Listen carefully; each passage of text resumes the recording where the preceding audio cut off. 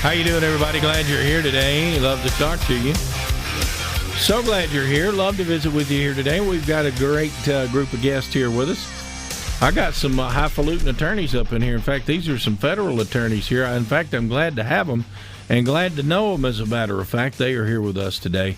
And we have Chad Lamar, the U.S. Attorney from the Northern District in Mississippi out of Oxford. Mike Hurst, U.S. Attorney, Mississippi Southern District. I believe you're based right here out of Jackson. I am. How are you, gentlemen? Doing well. Rock and rolling. Human Trafficking Summit that's happening tomorrow. I'm gonna let y'all rotate here. I'm not gonna go one question to you, Mike, one question to you, Chad. I'm just gonna kind of let y'all do y'all's thing.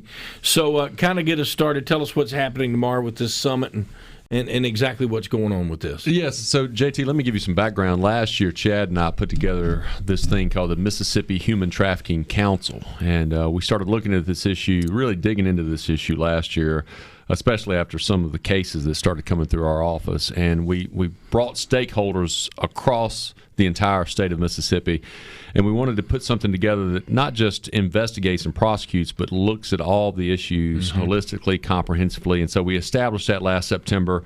Out of that came this summit, and I give credit to Ashley Lucas, who is our Mississippi Human Trafficking Coordinator. I think she was on your show last week. She has really spearheaded this summit that we're having tomorrow here in the city of Jackson from 8 to 4:30 p.m. at the Jackson Convention Complex. And we're going to have folks from Department of Justice, folks from campaign strategies, human trafficking coordinators, people to talk about not just the cases we've been prosecuting, but what to look for and what to be on alert for. Where's this going to be?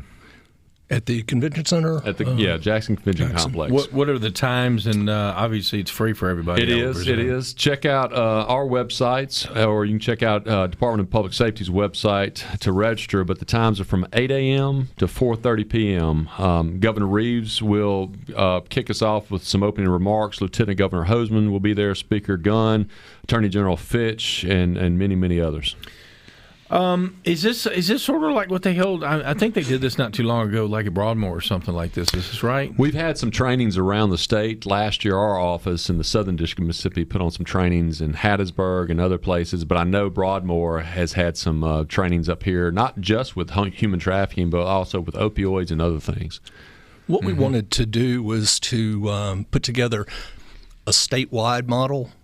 So we have regional task forces in the Southern District and in the Northern District for law enforcement purposes, coordination purposes, and then Mike and I have put together panels, committees to identify needs, not just from a law enforcement standpoint, a prosecution standpoint, but from a human needs standpoint, because so many of these victims are coerced, entrapped, whether it's a mental issue, a drug addiction issue, there's something driving that. And so we wanted to put all of this together, cover the entire state consistently between our districts.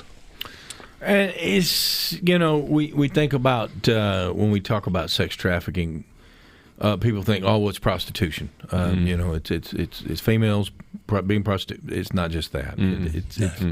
It's young girls. It's young boys. It's people that are being trafficked for labor. Right. It's people that are being trafficked for you name it. Yeah, and it's heartbreaking, JT. We've had cases in our office in the Southern District of Mississippi. I'll give you an example. Last year, we sentenced a guy to I think over 30 years in federal prison. He had purchased a 15-year-old girl, a 15-year-old girl, and put her in the commercial sex trafficking arena and just to make money, and kept her physically and emotionally abused so that he could make money. This is some of the purest form of evil that we see in the U.S. Attorney's offices. Well, and you can do something like that to a child or another human being. We don't have jurisdiction over every human trafficking case, and that's why we have these collaborative efforts with state prosecutors, municipal prosecutors, county prosecutors, local, state, and federal agents involved in it. Our cases, generally speaking, have to have an interstate commerce nexus. unless it involves a minor. And unfortunately, we see that. We had a similar case that just got sentenced a couple of months ago. Asensio, I think he got 30 years. So when we can bring them, we bring a heavy hammer. Mm-hmm. And let me just say, Chad and I were up at the Department of Justice a number of months ago, and Attorney General William Barr at that time directed to us as U.S. attorneys that this issue of human trafficking was going to be one of the highest priorities of the United States Department of Justice, and has really pushed us to get more involved, and we're doing that. Just last November, just a few months ago, the Department of Justice pushed down hundreds of millions of dollars in grant aid to local governments, to nonprofits, and even in our state, Mississippi Department of Health and the Mississippi Department of Public Safety both received grants totaling almost $2 million to address victims' needs, to address these task forces that we're putting in place. So the federal government is stepping up and helping where they can. People say, well, this is a big city thing. This is happening in Chicago. This is happening in L.A. and New York and this kind of stuff. No, it's happening in George County. It's happening, and I'm not picking on George County. Okay, I just pulled one out of the top of my head. It's happening in rural counties. It's happening in a lot of different places. We see a lot of it centered around events, the casinos, concerts. There's a big jamboree down on the coast annually. Football games, when Alabama comes into Oxford or Starkville, our towns swell to 250,000 people, and guess what follows it? And really? And yeah. And are you serious? Even here at football? Oh, absolutely. And what we're even scarier, I think, JT, is exactly what you said. When people don't think that this is happening in Mississippi, it's happening in our urban areas. It's happening in our rural areas. What one of the most concerning things we've seen recently is the criminals are getting smarter, and they are conducting their business in an urban area, but they are setting up their base of operations out in our rural areas where maybe we don't have as many police officers or as many sheriff's deputies patrolling. So it's a lot easier for them to hide, and we're seeing much more organized groups like gangs and such getting into this criminal activity, and it's really concerning for our kids and our young adults. JT, for the record, I wasn't picking on the University of Alabama. I was just using them as an example of a big fan base and it creates an event. Well, I mean, let's face it, guys. When we have two Southeastern Conference schools, and no offense to my friends in Hattiesburg at Southern Miss, okay, I get that, but when you've got an LSU come to town or you've got an Alabama come to town, I mean, we're talking, just a tremendous amount of people. But, God, I never thought about that. Mm-hmm. I mean, we're all just sitting there tailgating, having a good time. So we're kind of oblivious for the most part. How does this communicated? How do they do this?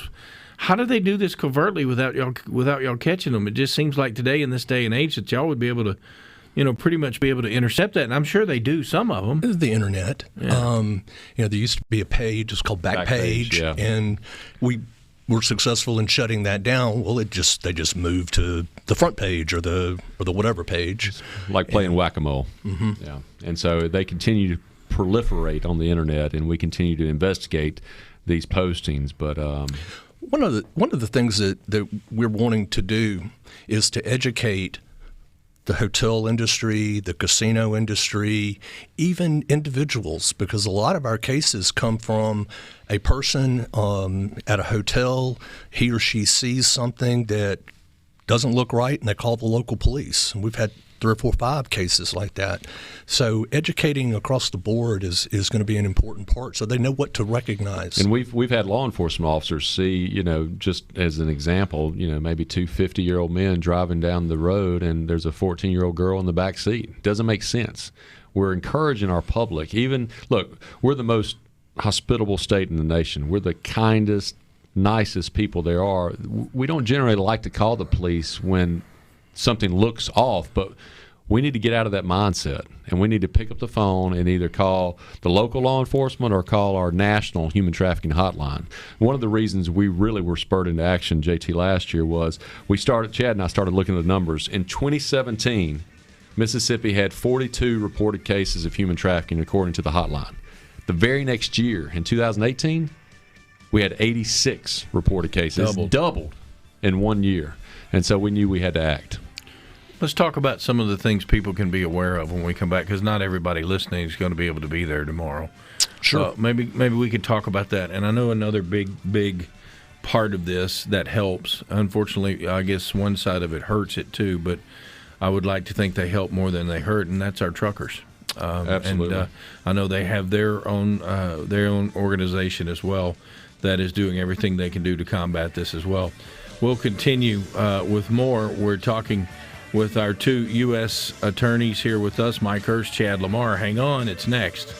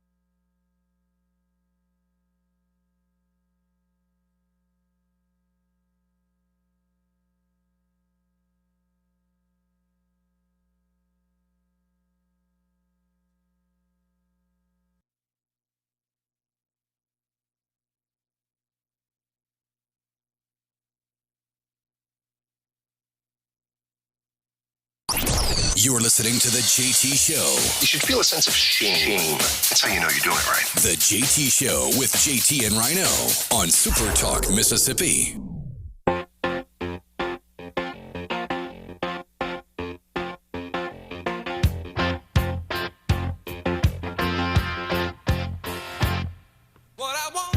All right, there it is, Super Talk Mississippi JT Show. Glad you're here today. We roll through it here on a Wednesday, not a Thursday. I'm getting ahead of myself. Glad you're here with us today. Love to talk to you. We have our U.S. attorneys here, both of them. Our Southern District U.S. Attorney Mike Hurst, Chad Lamar here as well, and You guys are coming in for the Human Trafficking Summit happening on Thursday. Any updates? And we'll talk maybe it's a little crime throughout the state. I don't know what y'all's schedule is, so you can stay as long as you want. It's up to y'all, but what we get to, we get to. Mike, I know we were talking about this, and I've had the Truckers Against Trafficking in here with us before. And they do a great job. Hal Miller does a great job. Yeah, we've talked about that and some of the things that they've done, that they've seen, but what we're talking about is signs. What people that can see signs. And before we get into this, folks, I want to remind you something, okay? People say, well, I don't want to be nosy. I don't want to be this. I don't want to be that. Listen to what Mike says here, okay?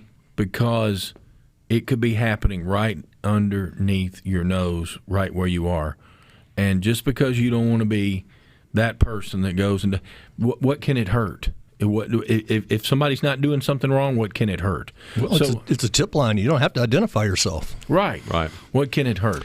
Yeah, JT, those are great questions. Look at these individuals. Do they look like they're kind of out of it? Do they have this blank stare? Do they avoid eye contact? Do they have any type of marking or branding? We see, unfortunately, these individuals that traffic in human beings put their own stamp or brands or tattoos on young children. Dear Lord. To keep them, are they, antisocial? Do they exhibit signs of maybe what a runaway or someone who is scared, or do they have possessions? There are a lot of things that if we just paid attention, do they look malnourished? Does it look like they've been physically abused? A lot of things that if we just use our common sense, and like you said, are not afraid to pick up the phone and report something that's out of place. Well, going from the hotel room to the car and back and forth, or from room to room to room to room, the signs are right up underneath our nose. That's right.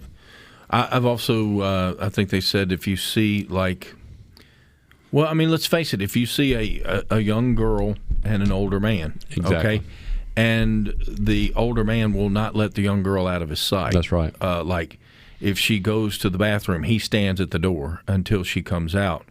Another one that I've been informed with is if you see, say, a younger female or a female, doesn't have to be necessarily a younger female. They can traffic anything, because the key to this is trafficking them is they keep them doped up, or they keep them. They have something that they either keep from them, right, that they withhold from them, or either the fact that they're just strung out on something or another.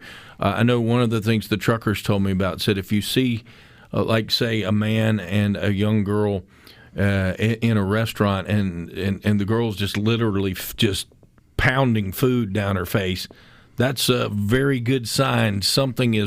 There may not something be here normal. Absolutely. That's that psychological coercement. Right. He lets her eat when he wants her to. It's a reward. Mm-hmm. Showers when he wants her to. Gives her, soaps and shampoos and things. And so there's this physical bond. It's dependency. Yeah, it's dependency. And we've seen in some of the cases we've prosecuted where they have actually gotten these children addicted to drugs. And then that's another way to control them, because they'll take the drugs away from them. And if you don't do what I tell you to do, you don't get your drugs. Not that the child wanted to take the drugs, but have forced them to take those drugs. And so now they can't leave because they've taken their identification. They've taken any money they had. They've taken any credit cards they may have had. They've taken their phone. So they have no way of communicating with the outside public. And in some of these cases, it's been serious physical abuse. While we talked earlier about, and while we're on this subject, while we talked earlier about having non-government organizations providing services and treatments and such as that, the public can do something. And I was fortunate enough a couple of weeks ago to meet a 17-year-old young lady. She's a high school student in Madison County, and from Madison County. Her name's Emma Suggs. She has a project, and she's named it Mission Cinderella. And these are her words, because not everybody's life is a fairy tale. But what she has done is through donations and her own elbow grease and help from others, she puts together bags of goodies and items. They're not luxury items. They're basic human necessities like soap and shampoo and toothbrushes, toothpaste, little stuffed animals, little things like that. She distributes those to local law enforcement so that when they come across a victim of human trafficking, they have something to pass out to them. And not only does that put a smile on the victim's face, but it's also it's an outward gesture of, I'm here to help you. And so, Emma is just an amazing young lady, but Emma can't do this alone. And so what I'd like to do today is challenge everybody out there that's listening. Help her carry this mantle. Follow her example. She can be reached at Emma, EMMA, Suggs, SUGGS 8 at yahoo.com. Okay. And it's a real thing, folks. It's a real thing that happens here. And it happens here on a daily basis, and that's something that people should be paying attention to, and we'll be paying attention to tomorrow. Anybody who's speaking tomorrow? Y'all have a whole bunch of people coming through? Well, as I mentioned, we have the governor, the lieutenant governor, the attorney general, the speaker of the House, the chief of the Mississippi Band of Choctaw Indians, and then we have some individuals coming down from the Department of Justice. With the Office of Justice Programs, with the Child Exploitation and Obscenity section. It's going to be a packed house, and we also have a number of people who actually sit on our council, and they're going to be telling the public about what we're doing and how we can use the public to make sure that we fight this thing effectively. One thing that Chad and I are doing, JT, is we individually are setting up investigative and prosecutorial task forces in our own districts. In the Southern District of Mississippi, we have 5 right now, one in Meridian, one in Hattiesburg, one in Gulfport, one in Brookhaven, and one here in Jackson. And we're getting all the sheriff's office, the police departments, the district attorneys, the state AG's office, and our nonprofits together around the table and trying to figure out where these human traffickers are and trying to rescue those victims and bring those bad guys to justice. We're doing the same thing in the northern half of the state. Obviously there's a big population difference, but so we have 2 task forces like that and a little bit of overlap in the middle. But putting that all together has really been, it's a task, but it's also very rewarding. And just like we're trying to educate the public, we have to educate our law enforcement, because we in law enforcement, as you started this segment off, for so long we looked at prostitutes as just prostitutes. Mm-hmm. And now we are seeing it's much bigger and much worse than what we've seen in the past. I'll give you an example. What's been a couple of months ago, a trooper in Lowndes County, Clay County, somewhere there, had a traffic stop, and like Mike said, there was 2 older men with a younger female. The stories didn't match up, but he had just been to this interdiction recognition training, and so it works. It works. And she got rescued, huh? She did. Yeah. Someone sent this, and on the text line, I don't know if it's anything to it, said, ask if y'all have heard of traffickers actually marking vehicles with possible abductees, much like, I guess, like a branding, or if there's some kind of sign or something. I haven't seen that in Mississippi, but I'm not saying it could not happen. Mainly what we have seen is, though, the branding of the actual human beings themselves, children, young boys, young girls. And like we said earlier, it's hard for me to even comprehend how one person can do that to another person, much less a child. This is some of the worst type of crimes that we see in our profession, and it's ones that we've made a priority to take off the streets. Mike Hurst is here with us. He is the U.S. Southern District Attorney here as we continue with him. Also, Chad Lamar joins us. I'd like to talk a little bit about crime, if y'all can, and absolutely where we're going from there. Maybe touch on medical marijuana. I know that really doesn't according to you guys, it's illegal. Doesn't care what the state says. The United States government says marijuana is illegal.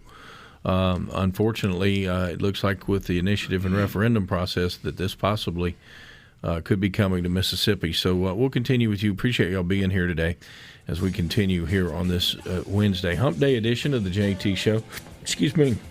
Join us. We'll take a time out. Hang on.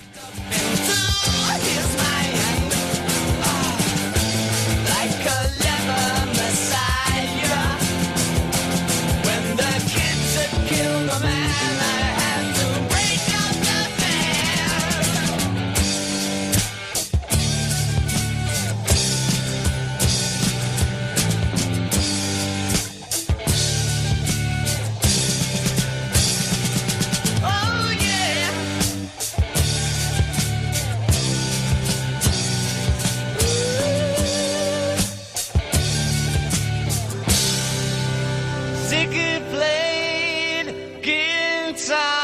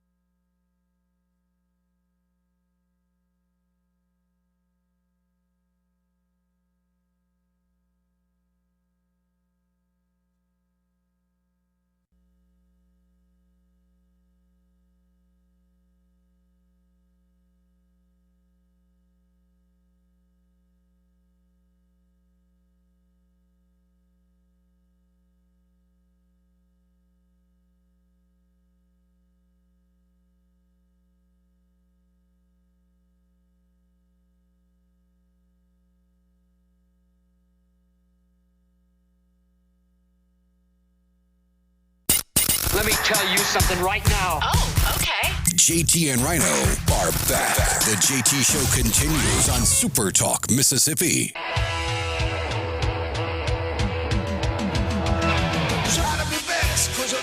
All right, there you go, JT Show. We're glad you're here as we continue with you. Glad you're here with us, and we continue to visit the Human Trafficking Summit tomorrow. The Jackson Convention the Jackson Convention Center. Tomorrow, and Mike Hurst, Chad Lamar will be there, along with many other speakers. Are going to be talking about human trafficking, something that's very real here in the state of Mississippi, folks. It happens right here under our noses all the time. And it's not just around Jackson. It's not just around, the metro area. It's not around DeSoto County necessarily. It's not around just the casinos necessarily. It could be happening out in the country. It could be happening anywhere that you could imagine. Because it's, I guess the thing about it is, Mike or Chad, is different than selling dope. Mm-hmm. This is a renewable resource. That's right. Well, truck stops, we know what goes on there. Roadside parks, it goes on there. And the gangs and the criminal organizations are beginning to recognize exactly what you said, JT, which is it is a renewable source. They don't have to go back to Mexico or China and get more, illegal narcotics. They have a human being that they can continue to abuse and use over and over and over again for their own personal benefit. And this isn't something that started just this past year. No. This has been going on forever. And the sicker thing is they go out and recruit another one when that one doesn't serve his purpose any longer. And a lot of times what we see are young girls or young boys who have been abused in the past, who may be runaways, who may be in the foster care system. Unfortunately, those who have become victims have been victimized before they get entangled in human trafficking networks. So it's a sad situation all around. But I can tell you, Chad and I both have victim coordinators in our office who do an incredible job, and to see the work that they do with their federal counterparts at the FBI, at HSI, and at the Mississippi Attorney General's office. We have a great working relationship with all those entities, and they do a really good job of taking care of the victims. Y'all were telling me something about fentanyl a while ago before we got started, something you're going to have to go back and we're going to have to work on here, right? Yeah, fentanyl is a controlled substance, but unfortunately And just some background for the audience, fentanyl is a synthetic opioid. Right. Correct, and very powerful synthetic That's opioid. That's the one we talk about where like one little molecule can kill you. It's 50 times more powerful than heroin and 100 times more powerful than morphine. Wow. What the manufacturers, the illegal manufacturers of fentanyl do is they change the molecular structure a little bit and make what's called an analog. And so it's not actually fentanyl the way it is defined in Title 21 and with the Drug Enforcement Administration. So the DEA has an emergency ability to declare a recognized analog as a controlled substance, but that's a temporary appointment of it. And there is a fix for that has passed the Senate, I believe, and we're waiting for it to be voted on in the House of Representatives. And the scary thing here is, JT, if the House of Representatives do not pass the Senate bill by midnight next week, February 6th, then all those fentanyl analogs become legal. And now all of a sudden all these illegal narcotics traffickers dealing in these analogs can't be touched. And what we have in our hands are more overdoses, more deaths, and more chaos around the country. Sounds like someone needs to let the Speaker of the House know there might be a little bit something more important than trying to pull in a witness who wrote a book. It's incredible that the Congress hasn't acted quicker on this issue, considering consider the effects this will have. In 2017, I think it's the last years for which we had numbers, we had 70,000 drug overdose deaths in this country, 70,000.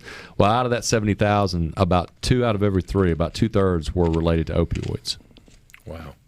And a lot of that is fentanyl and other synthetic type and opioids. Fentanyl's being put into marijuana, it's being put into cocaine, it's being put into, you name it, heroin. And people who are addicted have no idea what they are putting into their body and that they're ingesting, and that's what makes it so dangerous. And the one step further, I hate to scare your listeners, but maybe we can scare folks straight. I was giving a talk to a local high school here in town a few months ago, and what we're also finding is these drug traffickers are buying these pill presses off the internet, and they will put whatever it's heroin or whatever substance, but they'll sprinkle in fentanyl and they'll press that down and it'll pop out something that looks exactly like an oxycodone or like a hydrocodone pill, even with the stamp of the manufacturer on it. And so what I tell these kids when we go around these schools and talk, if you have a headache at school and you ask your buddy for something and they hand you a pill, you have absolutely no idea where that thing came from. And it can drop you dead in an instant. And so, fortunately, at this one school I was talking with, a parent came up to me later that night when I spoke to the parents, and he said, little Johnny came home complaining his elbow was hurting. And his dad said, well, just go take an ibuprofen. And he said, no, Dad, this guy came to school today. We can't take any type of drugs at all, So it worked a little bit with that kid, but we've got to communicate to our kids, if you're not getting a prescription drug from a parent or from a doctor, you don't need to be taking it. Yeah. Because you're playing Russian roulette with your life. Well, that is something that's very dangerous. Something else very dangerous, I think, that we're going to see here, and the part that concerns me is medical marijuana. I know from the federal side of it, y'all see it totally different. We're talking about with this initiative and referendum that literally if this were to pass, that people would be able to get up to 2.5 ounces every 2 weeks of legal weed because of the fact that they have some type of medical malady, according to what is out there. 2.5 pounds every 2 weeks, 2.5 ounces every two weeks, that adds up quite a bit to me. That's 5 ounces a month. We can do the math to that. You're looking at about 2 kilos a year of legal weed that's going to be out there. I have said before, I've been in rock and roll radio a long time. I've seen some professionals, and I don't know of anybody I know that's been able to smoke 5 ounces of weed in a month. I've seen some people do a lot of things, but what I have seen and what I do believe is this is going to put a lot of weed on the street, a lot more that is out there. And I just see a black market to this thing. I know from the Fed standpoint, it's illegal no matter what the states do. It's still a level 1, Schedule 1 drug, right? Yes, that is correct. Anything y'all can do? Is it just? I've often asked this question. And I know you can't answer it, Mike. Or I know you can't answer it, Chad. Why have the feds not tried to stop this? I guess is it just the cat's too big out of the bag now, or? Well, maybe I'm speaking out of turn, but I think in the last administration, they let the cat out of the bag. Right. And the states began moving in this direction, and the policy, Chad and I were both assistant U.S. attorneys at that time, and the policy was not to do anything, to allow it to happen. Well, the reality of it is that neither of our offices, and I don't think any of the U.S. attorneys' offices, prosecute small possession amounts, user amounts. It's a violation to distribute or possess with intent to distribute a mixture and substance containing marijuana. And we do prosecute those cases. And we prosecute those, but on a big scale. So, I don't think Mike and I are trying to pass judgment on whether or not passing medical marijuana is a prudent thing to do. As long as it meets the criteria that the department has and what we have set forth, then we will continue to prosecute marijuana cases, but they're going to be on a big scale. As long as Congress leaves marijuana an illegal substance, we will continue to prosecute that. Well, one more quick thing. I know this is out of y'all's jurisdictions as well. You've heard, though, we've had some serious problems at Parchman. Something that's been laid at the governor's feet, something right out of the chute. He said he's going to turn down 29. The problems happen in the federal pens, too. It's not just everywhere. Prisons are rough places because there's rough people there. I think that's something that people tend to forget. When we hear of prisoners being killed or being murdered or things like this, it's not just inherent to Mississippi and to Parchman up there in Sunflower County, is it? No, it's not. And I'll give credit to Chad and the special agent in charge of the FBI here in Mississippi, Michelle Sutphin. They've really taken a lead on this. We put out a press release about a week or two ago saying that if the public has any evidence of civil rights violations at these places, to contact the Civil Rights Division at Main Justice, or allegations of criminal contact, where they can contact the FBI, and we will continue to be vigilant on those issues, watch those issues. Public corruption, and be involved any of those issues that come within our jurisdiction. You know, the state has been an awesome partner for both of our offices for as long as I've been around, which is a long time, and we stand ready to assist them and help them in any way that we can to rectify that situation. I hope we can get it and get back to where we want. Nobody wants anybody to be treated inhumanely. We don't want that at all. No. But people do deserve to follow through their punishment with incarceration if they're convicted of violent crimes. That's right. Mike, Chad, thank you for being here. Appreciate it. Thanks, JT. Enjoyed it. Anytime. Y'all know the door's welcome and open anytime you'd like it. Thank you. SuperTalk Mississippi. We'll hold the calendar for you next.